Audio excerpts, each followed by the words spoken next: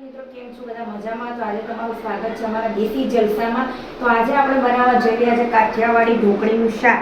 તો ચલો તમને બતાવું રેસીપી. તો એમાં જોશે દહીં, ટામેટું, ડુંગળી, આદુ મરચાં અને લસણની પેસ્ટ, કોથમીર અને ચણાનો લોટ. તો પહેલાં આપણે ઢોકળી બનાવી દઈએ બેસનની એટલે કે ચણાના લોટની. તો ચલો પહેલાં આપણે કઢાઈ મૂકીને ગેસ ચાલુ કરી દીધો છે.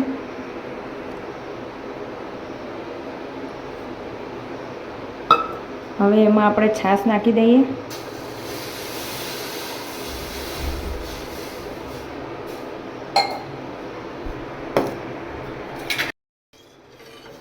એમાં આપણે થોડું પાણી નાખી દઈએ.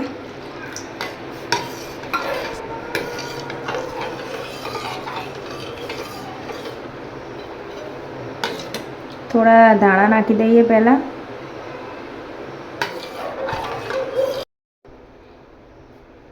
તો હવે આપણે આમાં થોડા થોડા મસાલા કરી દઈશું. હળદર નાખી દઈએ, પછી થોડું ધાણા જીરું નાખી દઈએ, થોડું લાલ મરચું નાખી દઈશું, થોડો ગરમ મસાલો નાખીશું અને થોડું મીઠું નાખીશું. ચણાનો લોટ નાખી દઈશું.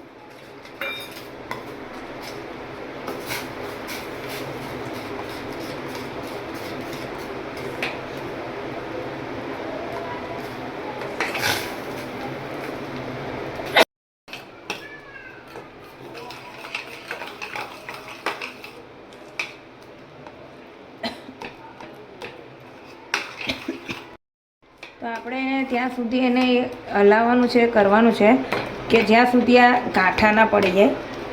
એટલે આપણે એને બરાબર એ કરી નાખવાનો છે મિક્સ. તો આમાં થોડું આપણે તેલ નાખી દઈએ. તો હવે આપણે આને જે ડીશમાં તેલ લગાવેલું છે એમાં આપણે કાઢી લઈશું.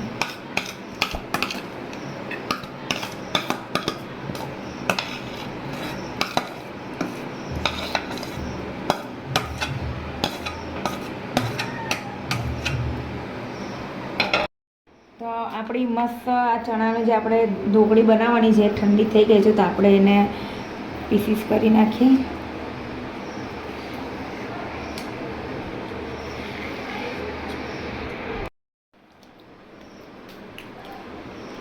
તો આપણે ઢોકળીના મસ્ત પીસીસ કરી નાખ્યા છે, તમે જોઈ શકો છો.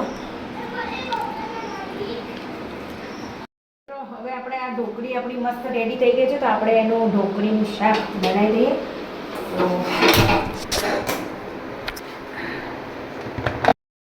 તો એમાં આપણે હવે પહેલાં તેલ નાખી દઈએ થોડું. તો તેલ થઈ ગયું છે. તો પહેલાં આપણે એમાં જીરું નાખી દઈશું, તજ નાખી દઈશું અને મરચાં નાખી દઈશું.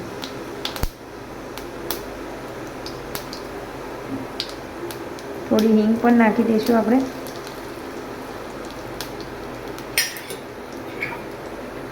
અને હવે આપણે એમાં ડુંગળી નાખી દઈશું.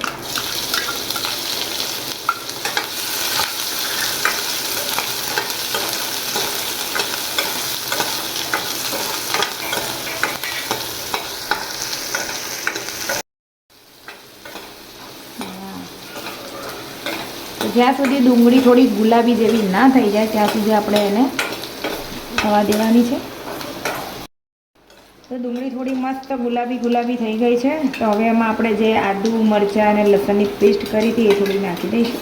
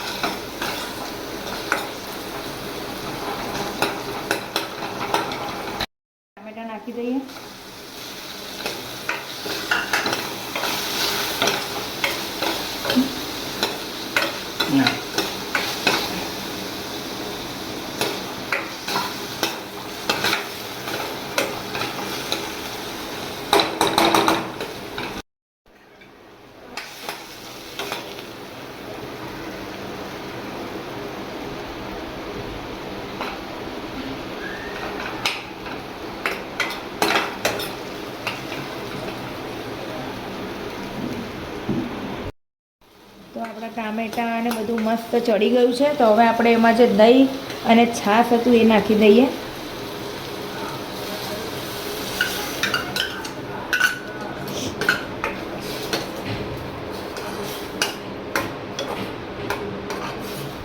હવે આપણે એને થોડી વાર ઉકળવા દઈશું. ઉકળી જાય પછી આપણે એમાં ઢોકળી એડ કરી દઈશું.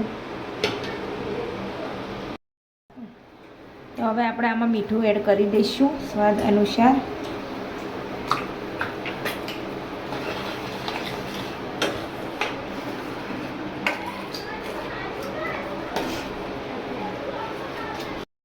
તો હવે આપણે એમાં ઢોકળી એડ કરી દઈશું.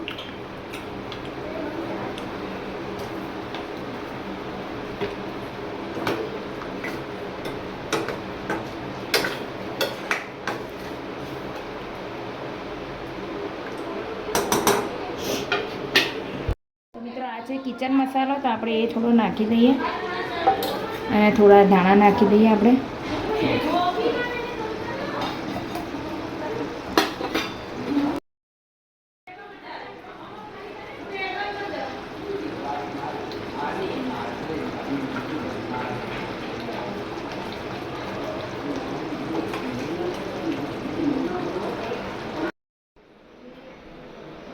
તો મિત્રો મસ્ત આપણી ઢોકળીનું શાક એકદમ મસ્ત તૈયાર થઈ ગયું છે. તો આપણે ચાખીએ કેવી છે તૈયારી ટેસ્ટ. મિત્રો આપણું કાઠિયાવાડી ઢોકળીનું શાક એકદમ મસ્ત રેડી થઈ ગયું છે બનીને. તો આપણે હવે એનો ટેસ્ટ કરી લઈએ કે ટેસ્ટમાં એ કેવું બન્યું છે.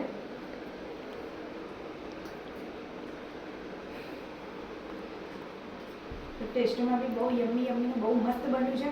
તો તમારે પણ આવું ટેસ્ટી શાક બનાવવું હોય તો તમે અમારી રેસીપી જોઈ શકો છો. અને આવી જ રીતે અમારી આ દેશી જલસા આગળ મોકલો, જેથી કરીને બીજા કોઈ બી આ રેસીપી જોઈને બનાવી શકે. તો બનાવો આવી રીતે અમારા દેશી જલસામાં, અને અમને આવી રીતે સપોર્ટ કરતા રહેજો. આપણી આવી નવનવી અમે તમારા માટે રેસીપી લેતા આવીશું. અને તમારા પાસે કઈ એવી રેસીપી હોય તો તમે અમને કહો, અમે એ રેસીપી પણ બનાવીને તમને અમે બતાવીશું. જય માતાજી.